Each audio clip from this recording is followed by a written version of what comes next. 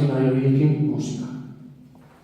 Mikel, Urtzi eta Bostok sortutako proiektu honetan eskerrak eman behar dizkiogu hain ezinbesteko zaigun Irati Odriozolani ere. Bere freskura eta gaztetasuna gehitzen bai dizkigu. Bera gabe zuzeneko asko eta grabatutako abestipiloak ez lukete horren besteko dizidarik edukiko. Honezkero gainera, 6. taldekide bezala sofritzen du. Eta emozio eta tristuletan gurekin dago. Beraz, hemendik aurrera Bostok esaten dugunean, 6 esan beharko dugu da maneko. Edo 7 egia gororiak esan berolin baditugu. Zeren eskuen artean daugazuten proiektu hori ezinezkoa litzake goren artistaren maketazio eta muntairik gabe. Beraz, hemen ez dagoen arren, esker berezi bat bideri nahi diogu bihotzez hemendik. Jende ugarik lagundu digu disko hau borobiltzen. Beraz, ezin naiz asgazte gaitezke bakatu, zendarineko Aizpak, Lain taldeko Leire eta Kristina, Inigo Asensio, Iñaki Otxandorena, Ane Guria eta Marta Ortizen izenak aipatu gabe. Honen bestez, ongi etorriak izan zaitezte, Beira Brailean disko berriaren aurkezpenera. Bueno, eskuartean daukagun disko hau, hilabete luzetako lana da, hame estudiotan grabatu genuen, eta 11 kantu biltzen ditu. Pixkat kontatuko izkizuet kantuen nondik norakoak, lehenengo eta behin eta single bezala ere dagoeneko irratian entzun daiteken zen kanta, Euskal Herriko gatazkari zortzaio, eta letra nahiko sentituak dira eta urte luzetako oinazearen errepaso bat egiten du,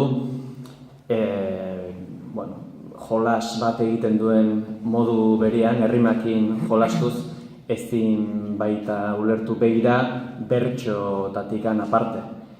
Bigarren diskoak ematen dio izena, bigarren kantuak ematen dio izena diskoari Brailean, eta Brailean honek kontatzen du nola maitasun gau batean, modu klandestinoan, maitale batek bestea bisitatzen duen, eta nola poemak irakurtzen ditun Brailean beste pertsonaren gorputzean. 3. kanta, Sue Gorria izenekoa, diskontako kantaik poetikoena, naturai lotutakoa, eta egitura aldetik soneto baten forma duena. 5. taldean, laugarrenean, Prediktor izena duenean, ondo esaten du bere izenak, aurraren eta gurasoen arteko harreman desiatu baina ezinezko bat egiten du, eta Euskal Herria eta gizartean nahiko tabua den gai bati heltzen dio. Guraso izan nahi eta ezin duten bikoteen sufrimenduari. Normalian isilpean ematen den sufrimendu hori azalera eramane izan dugu disko honetan. Ez askatu inoiz dator gero, eta hau da balada heavy batetik gertuen dagon kantua. Gure hemen ditugun taldekide guztiak talde heavy batetik datoz, eta nik uste gustoren sentituko dien kantetako bat izango dela, kanta indartsua eta punteo sentituak eta ditulako, besarkada bat idatzitako letra bat da. 6. kanta Mundu bat, harreman ez posesibo, aske eta oinarritutako letra bat da, 10 egituran egina. 7. kanta Sugeak eta Nireak, segurazki diskoko kantarik dantzagarriena, poperoena, trompetero bakarra, gure ibilbide guztiko trompetak ditun nahiko lan izan da, sartu dugun kanta bat izan da, eta nik uste bere birea egingo duen zerbait. 8. kantan, baita ere, uste dugu beste bide propio egingo dula kantak, Izurdeak izena du eta aurrei bideratua dago, naiz eta gozatu barruan dugun aur bakoitzak ere egin dezaken, nahiko itsaskontuekin lotutako sehaska kanta bat dela esan daiteke. 9. kanta Taxian, historia bat kontatzen du, taxista batena, eta ez dizuet bukaera esango, ez kanta bertan bera uzteko.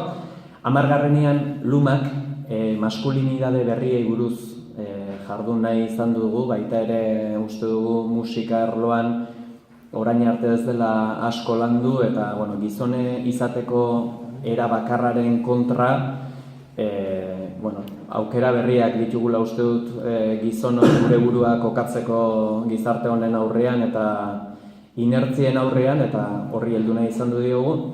Eta 11.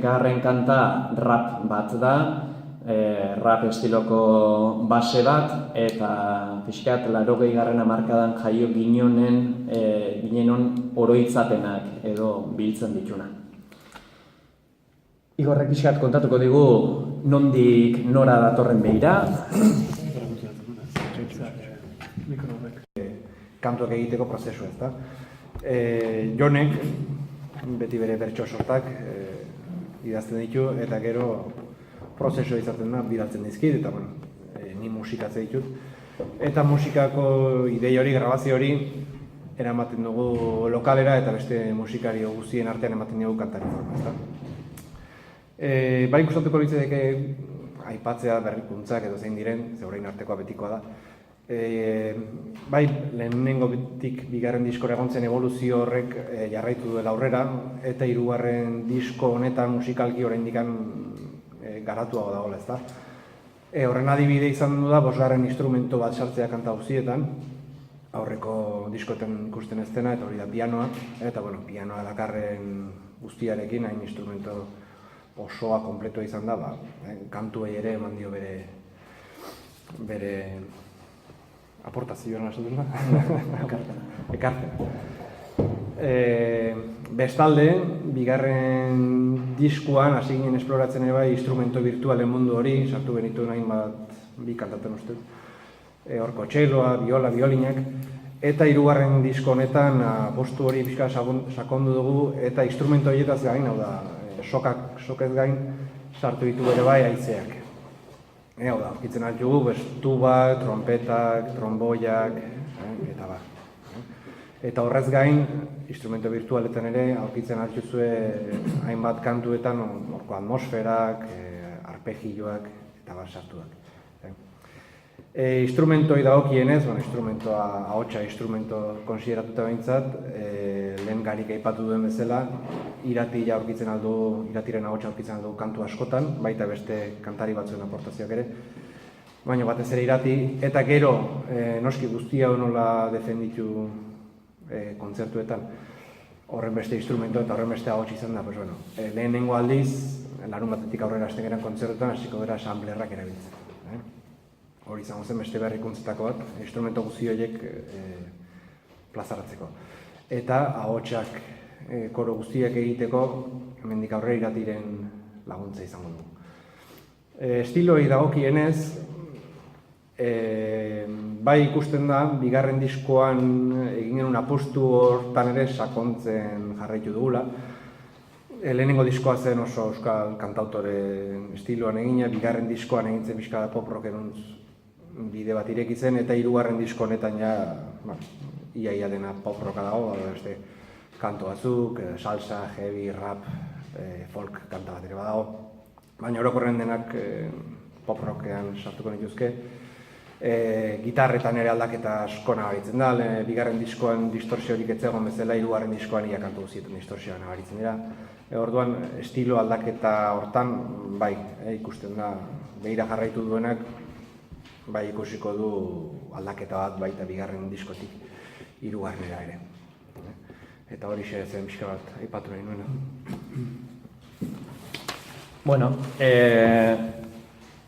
Irudieita dagokionez, esan behar dugu bai portada eta bai barruko letrak laguntzen ditun argazki guztiak, Marta Ortiz artistak argazkilariak egin ditula propio disko honetarako, eta Txuri Beltzeko bere argazkien guzti fintasun ikaragarriakin, eta gure letrak oso ondo ulertuta eta sentituta egin ditula. Eta bestalde, aipatu behar da, kontzertuetan ere irudiek edukiko dutela garrantzia handia, eta hortarako daukagu bideojokei bat, Goren Alkizak egiten ditu lan horiek, eta kontzertu guztietan bideoak improvisatzen ditu Gorenek. Jakin, dagoeneko salgai dagoela diska, labetik atera berri dago, eta gure kontzertu guztietan salgai egongo da, eta Durangoko azokan ere eskuratu ahal izango da. Internetez ere jarriko dugu modua saltzeko bolada batez, beraz nahi duen guztiak aukera eukiko du. Eta kontzertuei dagokionez, Gari, igual kontatuko dut. Buruzak izkizu. Bizkaien estrenua egingo dugu, larun bat honetan azabaden 25ean, Pagoan, taldea hori hartzu horra izanek iruditzen zegoeneko tokia proposa dela, etxean bezala sentitzen gara, baita nire ez da ondarren bitarra izan. Datorren astean, Gasteiza hurbilduko gara, Naski Tabernan ibiliko gara, arratsaldeko 8:00 aurrera azaroaren 30 ostegunean. Hortik salto Bizkaira Durangora egingo dugu. Durangoko azokako asteazkenean izango gara eguerdia bertan ordu bat eta erretik aurrera, hain diskoen aurkezpen egiten. Eta oraingoz aurkezpen bezala daukagun azkeneko data Elizondon izango da, Nafarroara goaz, abenduaren 10ean igandean izango da Elizondon. Beraz, printzipioz data horiek itxita daude, besteak segituen etorriko dira, idea 7 probintzietatik pasatzea da, eta urtarriletik aurrera, hor dituzuen loturetan zuen zein izango gaituzue, edo zein tokira, bidali eta jotzera joateko. Beraz, galderarik gelditzen bazaizue, orain da unea informazioen bat borobildu nahi bali baduzue, edo kuriosidadeen bat itxi, zuen txanda. Kuriosidadea. Nartartezea irudia egiala, azaldearen bat irudiak zer tasnik nahi duzue, edo jasotzen nahi duzue? Brailean, metafora esplikatzearen zean barruan, brailean kantuak lehen aipatu dut bi maitaleren gaua edo deskribatzen du. Eta kontatzen du zure titiburuetan brailean idatzitako poemen irakurketan. Bularreko areolan edo dauden bultotxo horietan brailean irakurtzearen jolas hori. Orduan, nahi genuen batetik hori lotu, baina ez genuen emakumearen bularraren erabilera, produktu ez genuen bihurtu nahi edo reklamo, eta bururatu zitzaigun elkartzea prediktor kantarekin, eta aurraren eskuan, alegia, hainbeste desiatutako aur horren etorrera, ez? Kanta askotan Martak egiten duena da, argazki bat da, kanta bat baino gehiagoren fusioa. Kanta bat baino gehiagorako balio dezaken irudiak egin ditu. Orduan, bi kanta horiek, ez askatu inoiz bera ere, denak kantak esplikatzea ezagitzen izan daiteke baitare amaren eta aurraren arteko besarkada baten deskribapena ulertu daiteke modu hortan. Orduan, saiatu ginen errepikatzen eta gero bestalde brailean ere iruditzen zaigun gu ez gea ohiko musika talde bat, ez dakit igual bertsoekin lotura dakagulako batetik. Orduan, gustatzen zaigu pentsatzea ukitzeko moduko musika egiten dugula. Eta, izenburuare pixkat horti dator.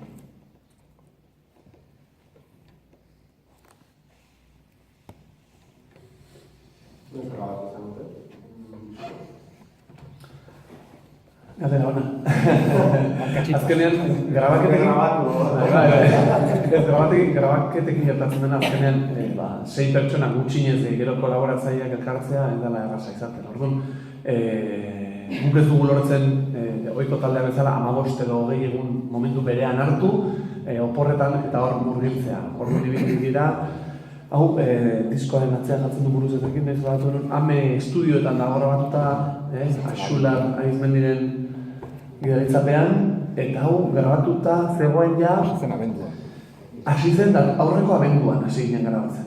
Orduan, saiatzen gara beti, ahalik eta distantzia gutxiena sartzen kanten artean, zen egia estudioan sartzen zean lehenengo momentuan, eta kanta bati kolore bat, forma bat eta dinamika bat ematen dizunean, diskoak hildo hori mantentzen saiatzen gara.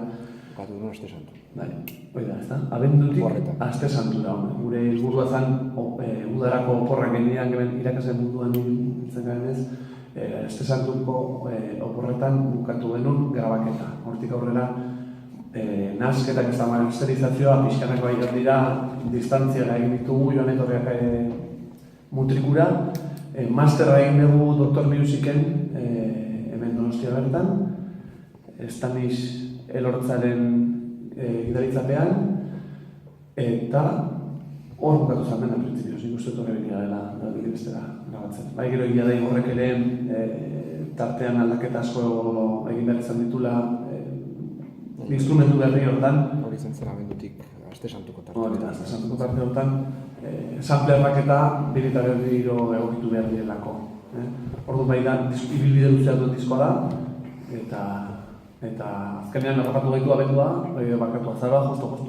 Azkenean gauza bat edo beste egin. Oso kritikoa da, entzun duan ez dute entzuniko egin da. Baina Igorrek aipatu bi gauza oso interesak aipatu ditu. Ez eta roka esan, popa bideratu du gehiago, ez da pope termino horretara. Baina gero, erabili duzu termino bat hitz bat, eta tresna virtuala. Instrumento virtuala. Tresna virtualak ez dituzuna zure jo, baina azkenean zure jotzen virtual, ez da? Tresna virtuala. Eta bigarren mailako tresna txat, samplerrak ere virtuala dira, baina... Gaur egun virtual mundu horretan garatu da ikaragarri. Gaur egun egiten alduzu jakinez gero eta maila hona izan ez gero orkesta bat egiten alduzu ordena horiek.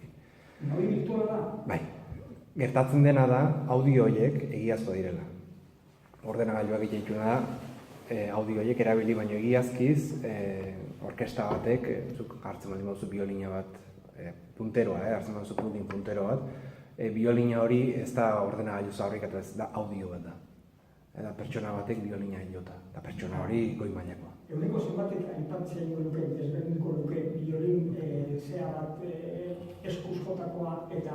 Seguraski biolinista batek. Horretik izan dizute, virtualtasuna eta eskuzkoa disko batean, noski. Nik asko inoiz ikusi dut pertsona bat jotzen Bilboko kalean, lako batean, eta jotzen eta digua jendean digua ematen, eta lako batean, baina, hori eta jotzen ari, hori virtualki jotzen ari da, preia emantza ziren katsatu da. Noski, guk gure instrumentoak, guk plazaratzen geranean, jotzen ari geran instrumentoak guk jotzen ditu, ez duzu grabatuko gitarra elektriko bat grabatua. Ulertzen, ni gitarra elektrikoa jotzen dut, horren kontzertuan gitarra elektrikoa ni joko dut. Bai. Bestea nik sortu dut eta teklatu bidez grabatu dut. Ulertzen? Teklatu bidez jota dago eta gero hori sampler bada. Azkenean hori audio hori disparatzen da. Bai. Hori da berrikuntza. Azkenean pixkat egin nahi izan dugu ere teknologia berriak aplikatu, ez gelditu garai bateko gauzetan. Ez, aprobetxatu ze gauza berri ari diren ateatzen eta ari naiz azkeneko urte hauetan deskubritzen, sorko teklatuak erositu hainbat programa, dirutza gastatuta, azkenean gauza horietan, ze asko balia duten plugina dira.